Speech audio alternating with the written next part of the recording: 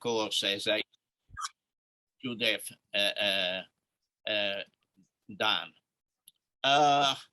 As you see from the slide, I mean, 1992, 2022 is 30 years since Jeffrey Rose, one of the most eminent epidemiologists of last century, wrote this beautiful book, The Strategy of Preventive Medicine. And I thought that we could have some variation on some of the Rose's themes in the book, commenting on them. There are many themes, and I picked up, next slide, and 4 of them. One is the prevention first principle. The second is mass disease, and then consequently mass prevention, and maybe, question mark, mass medication.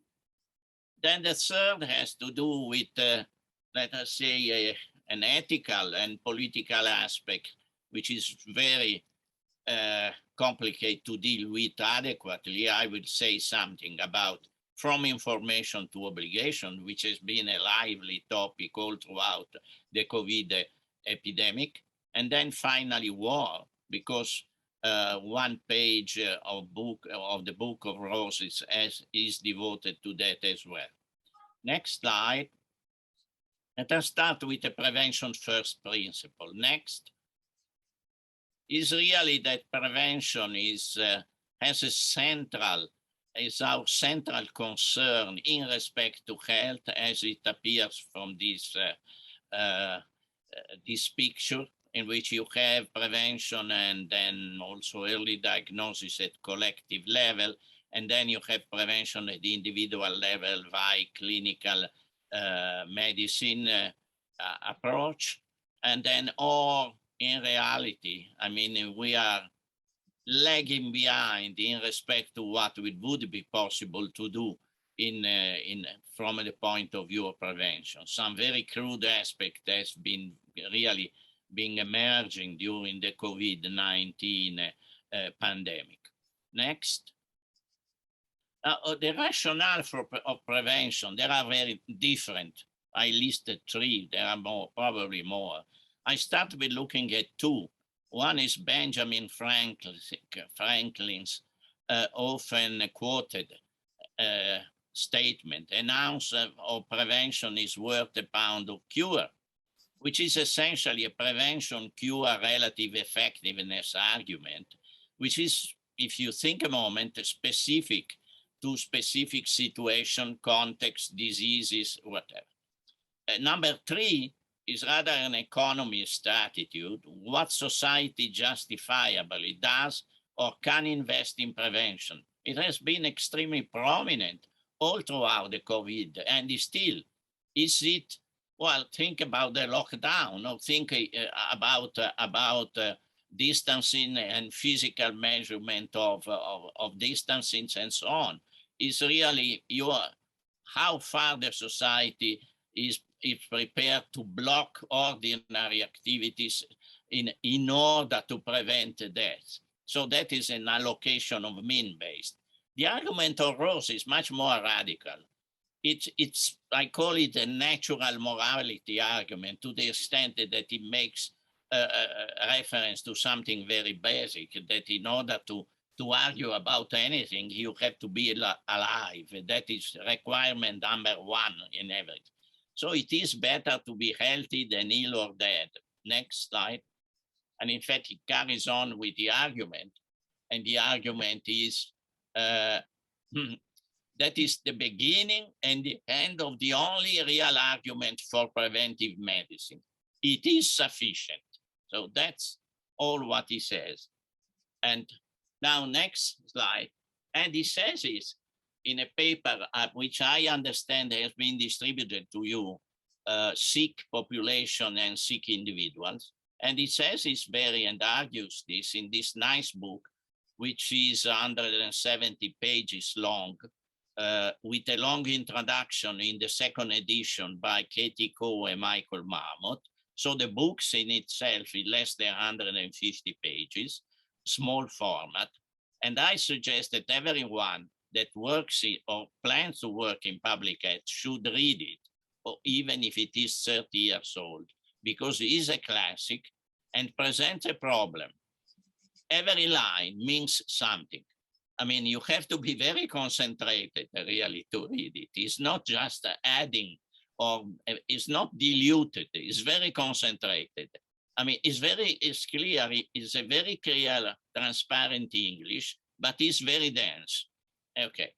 So I don't have a conflict of interest with Oxford University Press about selling this book. Well, I mean, it just on its own merit, really. It deserves still to be read. Maybe at the end you say, I don't agree on anything, but it has been, you have to confront it. Okay, next slide. Well, the first, so prevention first.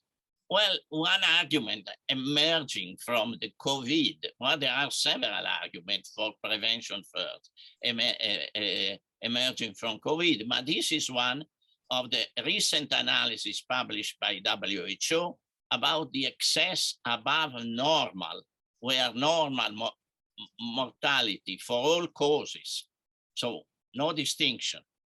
Above normal in, say, the years 2015 to 2019, the 5 years, what are the excess that has been measured in different countries? And so this measure, I mean, you have a clear excess. This is high income countries. And then graphs of the same thing, the same kind, we will see it in a second, I mean, are coming for other type of countries.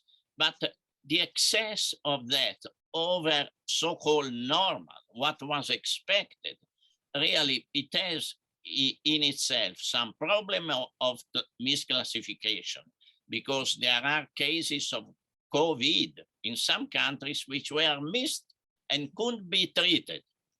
Okay, then there are cases of which have been attributed to COVID, where in fact in the pathogenesis probably it was a passenger really, because the condition of the person were sufficiently serious already.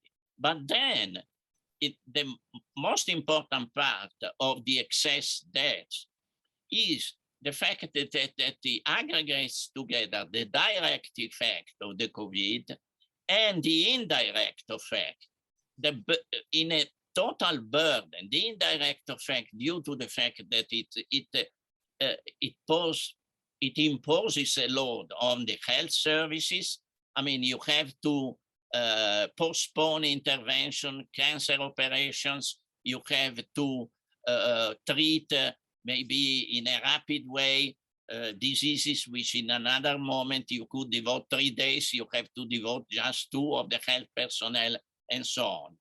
And that points clearly to the fact that if you want really to counter the aggregate load, the only way is to tackle it at the root in a preventive way, prevention first, because if you tackle each of the outcomes one by one, obviously you may be successful for one, I mean, but many others you may be unable to counter.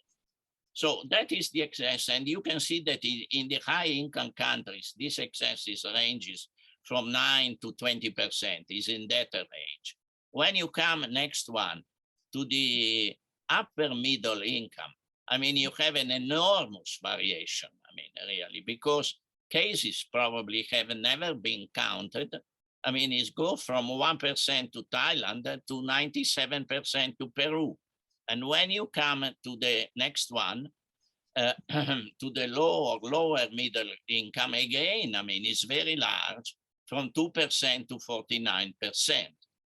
In total, that analysis carried out by the WHO in collaboration with several other groups indicates an excess of about 15 million over what was reasonably expected. Is a heavy modeled analysis over the previous 5 years against 5.5 deaths declared in the causes of death globally in the whole world. So there is a gap of about 9.5 millions, which are probably accounted for by a mixture of misclassification, a mixture and of induction of death by other diseases. Okay, next one. Well, that is the graph of the development of this death above the normal. Next one. You can see the true toll. All right. You can look at the right, at the left, the reported death, the 5.5 million. And then you can see the WHO model, the health, the Seattle group, the second one, and the economist model. All these three models really are not so far one from the other, and they are very far from the reported deaths, which are clearly the global load. Only avoidable by prevention is really, it is much smaller than the one that has been measured.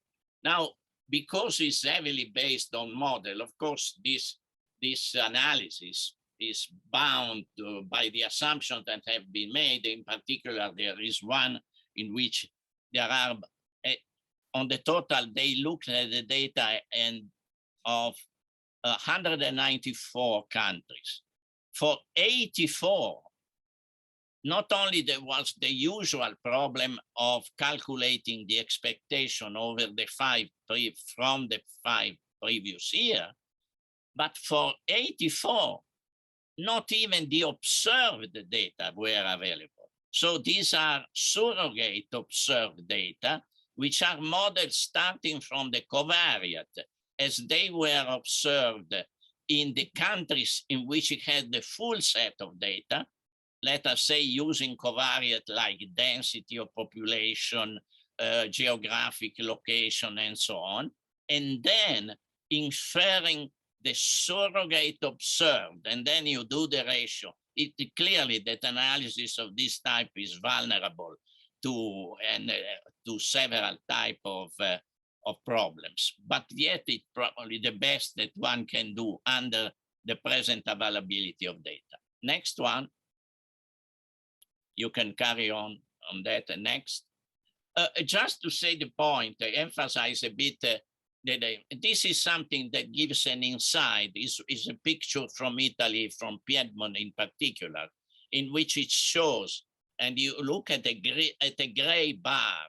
I mean, what happens in 2020 during the first wave of the epidemic to certain total volume of surgery for malignant neoplasm up in the upper left quadrant. And you can see that the difference is in the gray bar. There has been clearly a diminution of that. And then you can see for some other diseases has been like elective surgery and so on, which is in the other slides. I mean, and then it has been much more. So it gives an insight, a more direct insight of the phenomenon, which is hidden, but weighs heavily within the aggregate death measurement. Okay, next one. Now you can see for some of the hospitalization for end-STEMI myocardial infarction has gone considerably down. And that's not an innocent endpoint, an innocent disease. And also for STEMI, I mean, both of them, there was a deficit. How these patients were treated, I don't know, because these are acute coronary syndromes. I mean, okay, you can carry on. I mean, I still quote this paper because it's been written by clinicians, not by public health people, not by epidemiologists, and still the messages has been published in the New England Catalyst at the peak of the first wave, or when the first wave started, March 220. And if you read it, and memorize this, because they said while they were dealing in a desperate way with people dying, pandemic solutions are required for the entire population, not only for hospitals. And they start by saying Western healthcare system have been built around the concept of patient-centered care, which sounds fascinating and nice and everything, but is inadequate. Okay, next slide. In fact, one of the most striking things is that, and it's still going on now, I mean, what has triggered a strong public health action? The overflow of patients in critical care units. I mean, and even now, the hospitalization is taken as an adequate or the critical endpoint. Now, you can debate that. The question is complicated, but it's very obvious that at least in an acute and a fast-growing thing, that is, as a minimum, a delayed endpoint. Okay, so next one, and the next, so I'm skipping. And in fact, I mean, when I say second major lesson is that in a paper which I will quote in a slide, subsequent slide, I wrote it at the end of 2020. I say the second lesson is that adequate intervention, even if socially and economically costly, should be introduced when they can offset or reduce the health cost at an early stage of disease prevention, not at a late stage of critical care unit saturation. Okay, now, so that is one lesson. The first one was that every country, Italy, other, had plans for tackling an epidemic. The plans in Italy, there was a big debate because the plan was not recent, was 10 years old. And the debate has been raging. It's completely silly because the issue is not whether the plan was 10 years old. The issue is whether the plan was operational or just a paper plan. And in many countries were just nice things written in glossy papers. And then it's like the fire brigade. I mean, there is no point in having a manual of instruction how to extinguish a fire. I mean, with the most sophisticated tools, if you don't have the fireworks well-trained, that they keep themselves in exercise.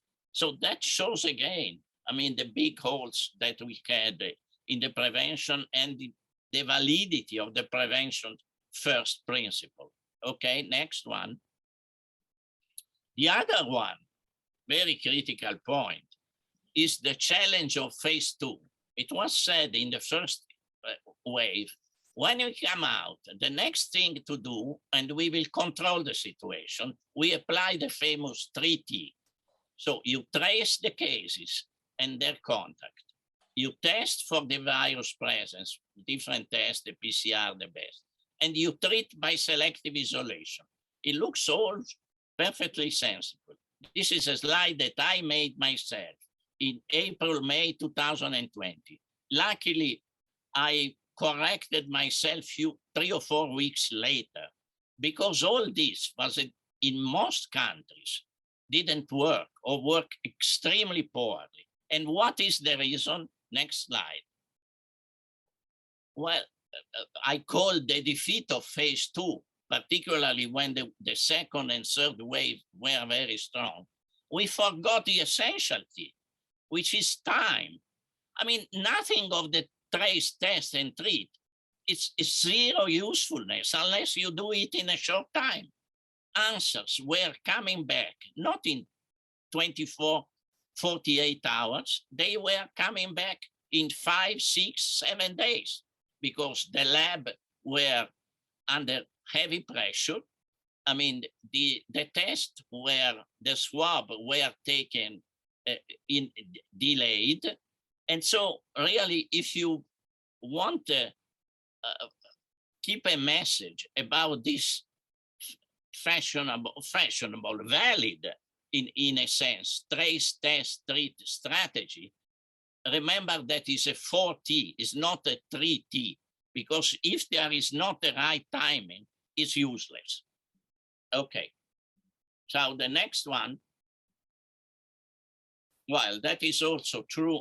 That is also this issue of the attention that we have been paid. I owe this to Andrew Oxman, this slide. I mean, at the end of last year, he made this table of the trials to assess in a sound way the merit of intervention. So you see, it's obviously that easy to do the easiest. They do the trial, then the BESI trial. The BESI are those on the behavioral and environmental intervention and so on. So those are which are done for evaluating non-pharmacological intervention. So at that time he recorded, and I'm pretty sure it's good record, 16 out of 50, 15 out of 16 were reported, and it was a huge number on those on drug trials and numbers of with a much lower proportion, of course,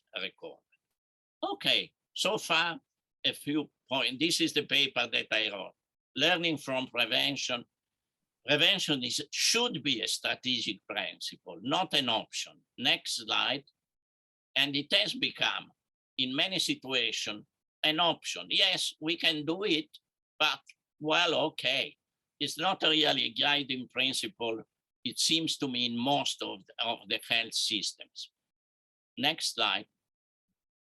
And, well, that is a touch of PPP, which I used in that thing. I say we are often hearing about predictive, preventive, personal, participative. Many health systems have been driving by other 4 Ps. I can say certainly in Italy, it has tended to be in that direction.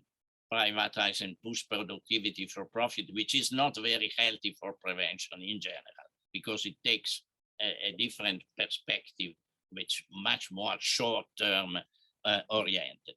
Okay, next one. And we can go, you can skip this in the following. Okay.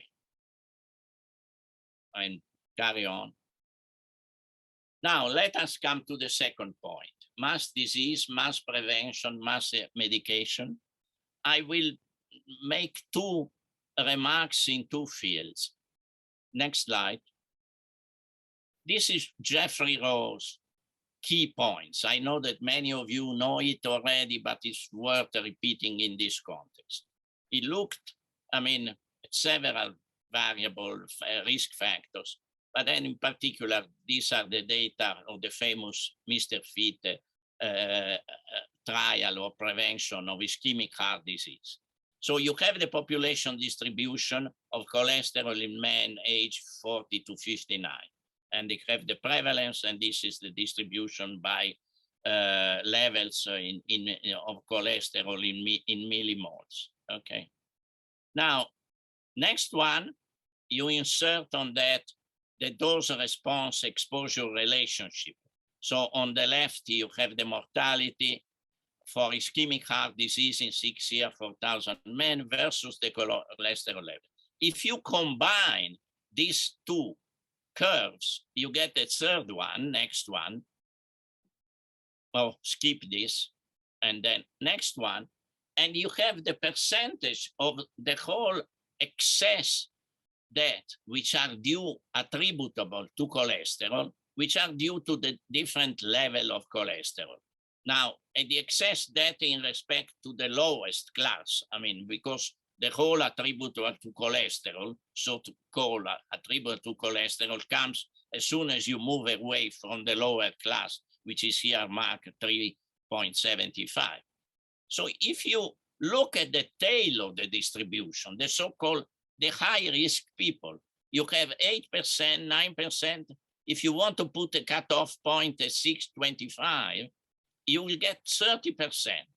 So it's important, is an important fraction, but you have 70% of the excess that you attribute to cholesterol, which comes to people who fall below the cutoff point of treatment of high-risk people. And that next one.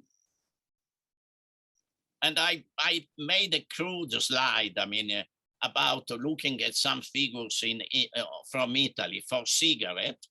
And then even there, I took the curve response relation for excess death, total death due to smoking.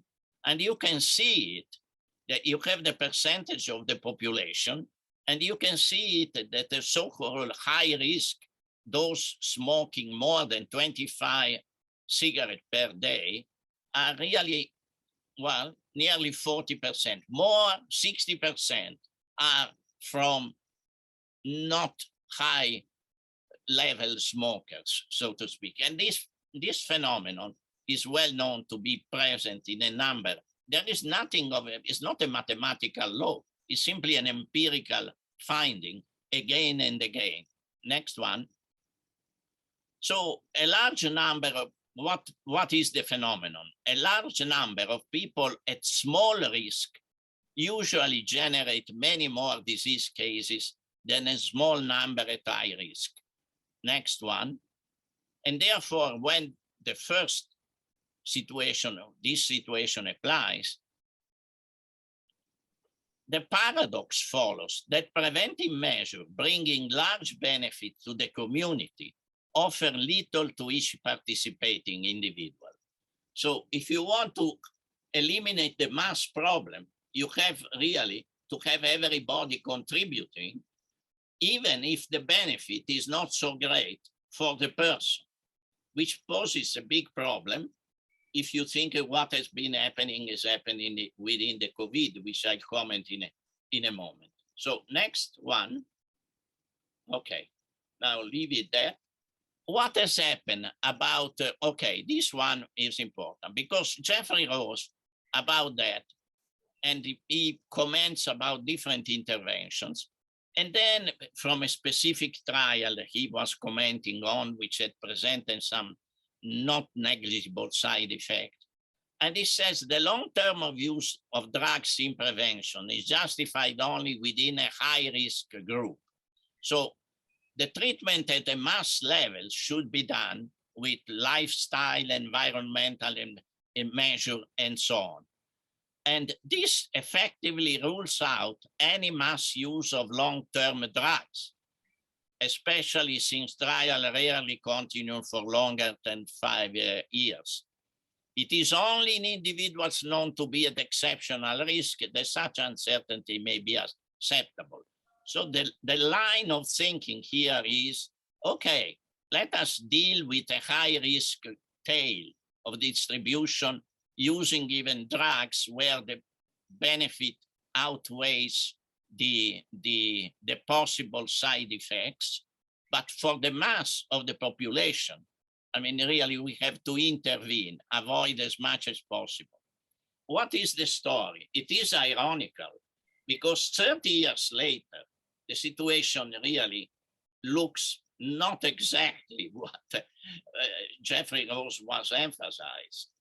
It looks like that clinicians have started, at least in the countries that I know, they took the message that there was risk also at a lower level, and they started to treat patients, even at a lower level than the cutoff that were indicated. And now the cutoff are indicated for a cluster of factors, not just taking cholesterol alone. But anyway, what has happened, and that there was a spread of, I know some clinicians I had discussion, they said, oh, this is the fault of you epidemiologists. Now I'm forced to treat even people who have not such a high level of cholesterol. And what happened is that with this actual movement within the health system, in a number of, the proposal came up, and it was put, it is a sensible proposal in a certain perspective. It came up, done by Nick Wald, that instead of using specific drugs, just using on everybody above the age of 60 a fixed combination of drugs, cheap, and that are known for, I think in Nick Wald, it was 6 different drugs, a beta blocker, an inhibitor of the conversion enzyme, hydrochlorothiazide, and so on. And so this is called the polypid. You don't need to screen the people being at high risk or not. You flood the population with the polypill, and the polypill is taken. I mean, it's really considered, except that there are now a variety of polypills. There are polypills, a fixed dose with 3 drugs, some with 6, and so on. And so the previous slide was just showing the previous one. Just a meta-analysis, very recent, polypills for primary a review and the meta-analysis. And I found really in a cursory review, at least 2 or 3 recent meta-analysis of the different type of polypills, which seems to work. So the picture has evolved probably to the benefit of people in a different direction that was envisaged by Jeffrey Rose. Now, what about instead? So that is an evolution in time. We can say what has happened in time up to the era of COVID to this particular aspect. But what about COVID itself in respect to what Jeffrey Rose was saying? Well, I think that this aspect of the paradox, that a small risk in a lot of people may contribute much more, it has been present, I mean, really, in a different form. I mean, all throughout the COVID epidemic. I mean, the link between the individual benefit and what one could bring to the totality of the population has been really named and made popular and again under the perspective of the so-called herd immunity. I mean, herd immunity, if we reach, and that was tied to the arrival hoped for, and then they arrived much earlier than it was really expected, the vaccine, and there the idea of the herd immunity, which could have been reached only at the price of natural infection, which would have entailed really quite a lot of death as well. I mean, if you just leave the people with no intervention, leave the people just getting sick, and those who die, and the other get immune, and the community will benefit because you reach this type of herd immunity. Now, can I have next slide? Well, the next one as well. Yeah, I mean, this is, you know, a lot of you have heard, at least many know better than me. I mean, this key number, I mean, and that is very nicely defined. There are many thousands or millions of papers about the reproduction number. The definition that Paul Fine gives is very crystal clear. In fact, it is a relative rate. I mean, in 2 period of time. I mean, it's the variation, is the factor of increase or decrease in infection incidence over a period equal to the mean transmission interval between successive cases. I mean, and that reproduction number that for the first wave was estimated to be around 3, next slide. So means that if you have an interval of 6 days, I mean, you multiply by 3 the cases, I mean, every 6 days. So you have a total of cases which grows exponentially, like if you have the rightmost column. So the next one, you find this R in a formula which has been used and can be derived for modeling the epidemic. but with some little scratch, it turns out to be identical to the formula that most epidemiologists and students of epidemiology, non-infectious, know as the expression of attributable fraction among exposed. When you want to calculate what is the lung cancer fraction attributable to smoking among the exposed, or among the smokers, you use this formula where R is the relative risk. Now, the formula can be intuitively even derived from that way. It's a bit stretch, I did it, but I don't go into detail now. But if you take for R in this formula, the reproduction number, then the formula works and is the one that gives the threshold level for herd immunity. So you put it in the formula, it comes out with 66%, so nearly 70%. That has been going on since virtually the beginning of the epidemic, saying, oh, the moment in which by natural infection or by vaccination, 70% of the people will have been acquired immunity, the other 30% will need, it will be okay, because the circulation of the virus will be stopped and we will be okay. So it's a different perspective, but it relates very closely to the benefit that the whole community can derive from the fact that some part of the community it's making an effort of taking certain behavior or getting immunized, and so is related to the perspective of Jeffrey Rose about a small risk individual contributing a lot to the mass extinction of the disease. So the critical threat. So it's a magic number. I heard it, I mean, many times, been in the newspapers, herd immunity will be reached when we reach the herd immunity. And then I put it and misleading. And so the next slide, why it is misleading? Well, the main reason, I mean, there are several reasons, but one, it assumes that immunity blocks completely the virus person-to-person transmission. But if the blocking effectiveness is only 60%, then the fraction actually full immune is only 40%. So you have to, you still have out of your reproduction number of 3, an effective reproduction number and equal to 1.8 because the transmission, there are some people who are not fully immunized and they still transmit. So the whole formula has to take account that. I put it in a very simplified way.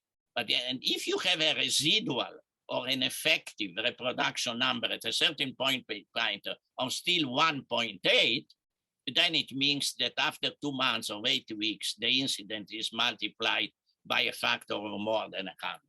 So this issue of the herd immunity has probably been this kind of marriage which is going on, and that certainly points to a very important issue, the fact that the higher the level of the immunity, I mean, it benefits the people who are immune, and also it is a powerful obstacle to the transmission, but it's not a perfect, as it has been presented particularly in the first phases of the epidemic, and recurrently is still presented now. The situation is much more complex. Next slide. Now, there is a situation, in fact, within COVID, in which you would say, gosh, I mean, really, this is almost the picture in which the high-risk people, you have a very concentration of the event, unwanted event, in very high-risk people. So it would not really be the mass of the population, but the only high-risk people are concentrated. This is the infection fatality ratio. World estimates, even done through modeling, in the pre-vaccination period, so in the natural condition of the disease. And you can say that the This is a powerful, you can see immediately that is based on model because they even have an age of 100. I mean, but anyway, but you can see that there is a 40-fold increase in the infection fatality ratio between the age of 40 and the age of 80, which is really a huge increase. So the risk is really concentrated in the higher. And then next slide. Based on that, really, I try to summarize what happens out of this consideration. In a chronic disease like ischemic heart disease, concentrated preventive action on person at high risk of disease occurrence protects such person, but removes only partially or marginally the population burden of ischemic heart disease, okay? So that is what the first point I made.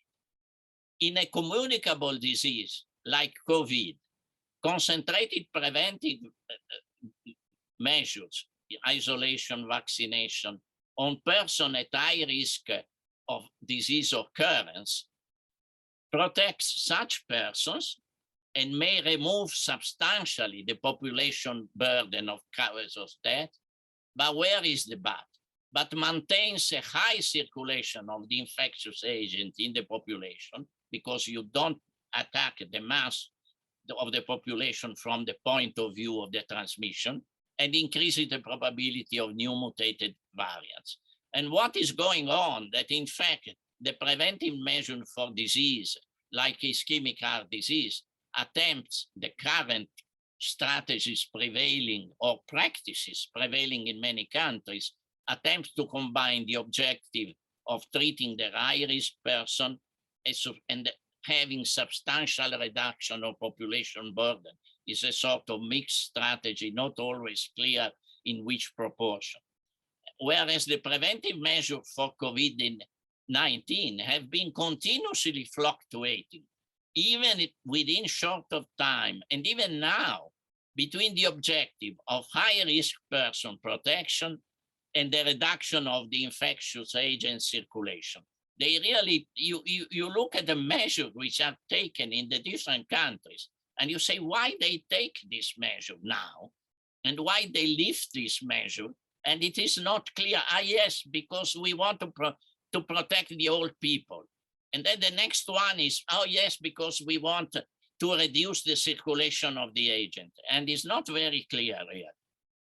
Okay, now next, I will go a bit more fast about from information to obligation. Next one, which was the third point, then the next one again. Jeffrey Rose say persuasion, question mark. The key paragraph is the central one, and is very rarely quoted out in the book, out of the book. In an ideal world, the same might apply to health education in population. So there is no role for persuasion. The method of the political world, propaganda, or of the commercial world, advertising and manipulating of thought, should have no place in medicine. The difficulty is the massive amount of persuasion that comes from the other side. Drink more vodka, drive bigger and faster cars. Maybe freedom suffers less if it is attacked from both sides, not from only one. And then it comes a conclusion. On that ground alone, I grudgingly allow that persuasion as some place in health education and in dealing.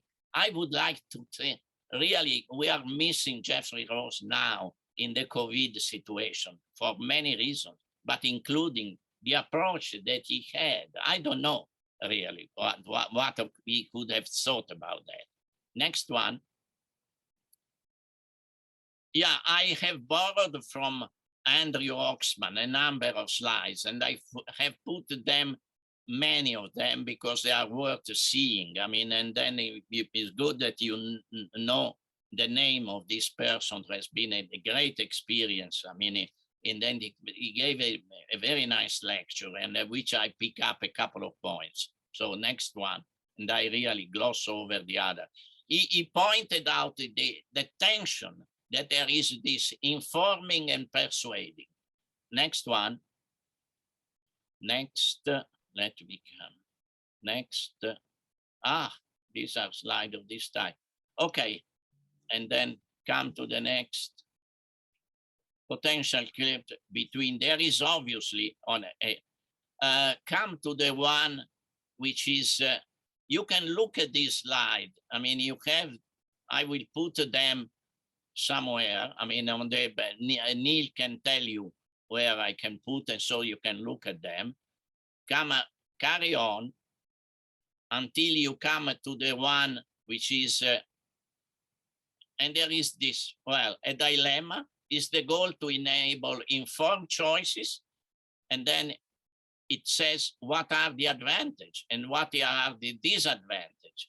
If the goal is to maximize compliance, again, what is the advantage and what is the disadvantage? Come to the next one. Next, next, next, next. Okay, that is very nice. If you want to memorize one and look and concentrate, he has this range from information to coercion and puts some key remarks about each of the points. You can go from information to coercion. You have to wear the mask in the studium center. I don't know what means Neil has to impose that, but he probably tried to manipulate you. I mean, and then it tries to do that. That is the important slide that you can look. And then in light of that, you can look at the other. Next one, and carry on till they come to one, which is the concluding one. Okay, this one, no, this one. Yes, and there is a good point. This one, the two red slides make a good point. So he said, factors that can influence the balance between aiming to persuading and aiming to enable to make informed choices. So you have the impacts on others, the certainty of the evidence, and the size of the risk. You move from the bottom left of the cube, where really you have low impact on others of the disease, uncertain information, and low risk. You just inform.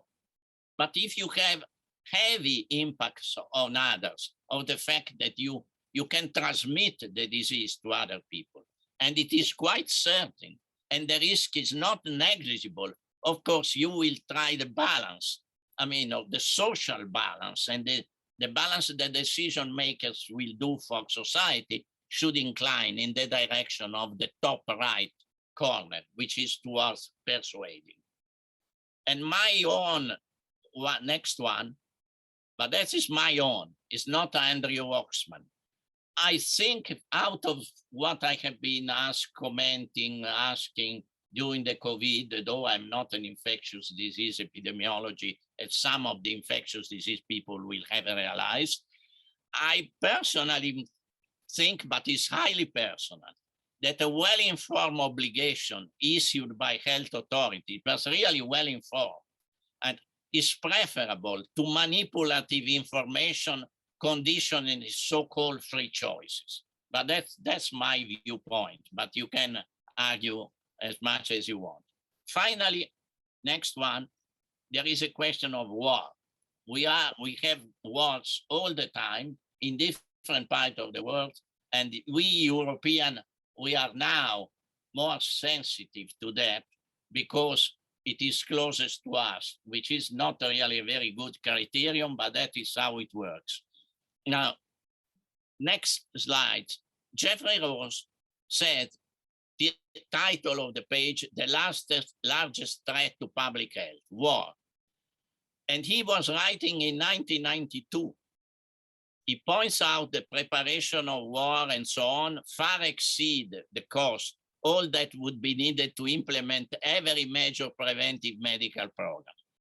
And then in 92, he said the signs are not encouraging because the destructive powers of weaponry grows, and there is no evidence of any serious intention to reduce the volume of international arms trade.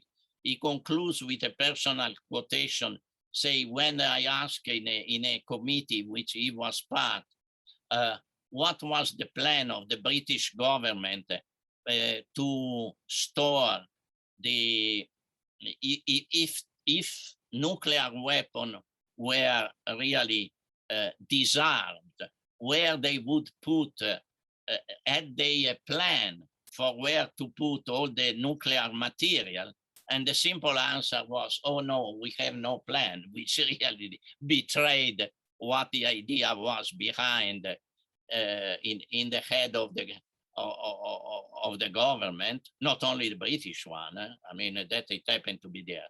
So the next one is that prevention of war is really, we don't like it and we want to prevent it, except there is one big problem. And the problem is that if you have asbestos, which is a defensive and protective agent with harmless health effect, and you have war weapons, which are also defensive protective agent with harmful health effects, in order to prevent in the population of your country the harmful health effects of asbestos, you can eliminate all production and uses of the agent in your country. And this you can do, or you can contribute of doing it within your country.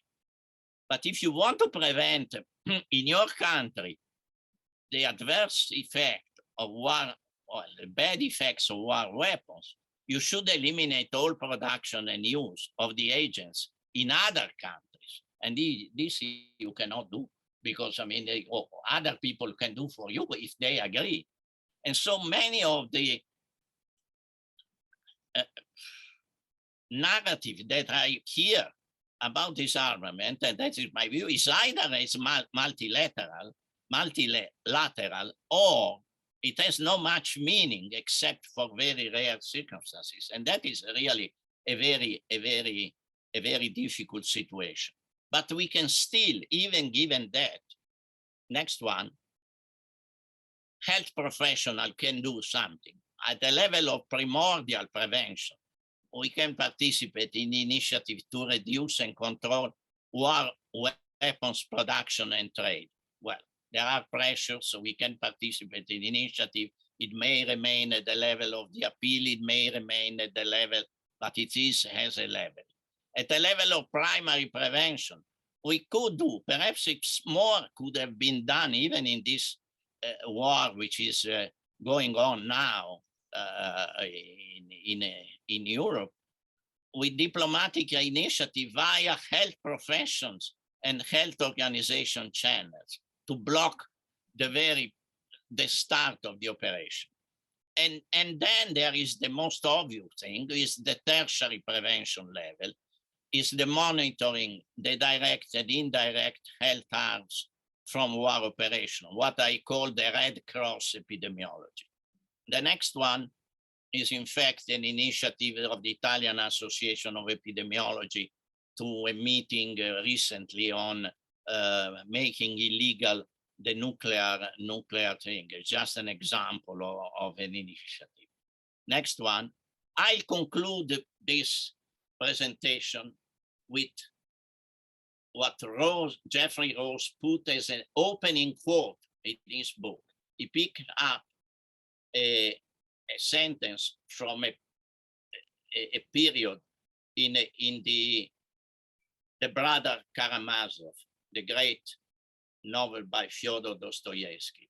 And he says, and that we are all responsible to all for all, because he wanted just at the outset emphasize the fact that epidemiology is not a pure science in the sense that is not disconnected from public health and political choices, and that it entails responsibilities of this type, not only the responsibilities of making good science, but the issue is making good public health. Thank you very much for listening. That's it.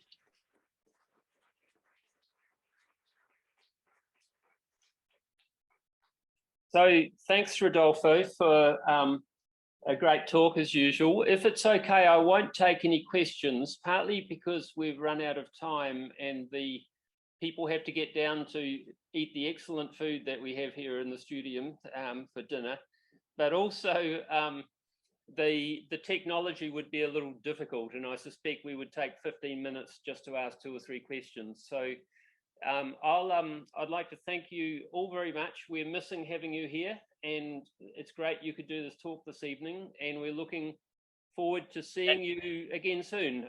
In the studio, I'll see you in Lyon in October, hopefully, and but we hope to see you again soon. And please tell me where I can put the slides of this lecture. I mean, sure. I can draw, and because they are not in the package of my course, and it should be somewhere, probably. Yeah, we will tell, and Carolina will tell me. Okay.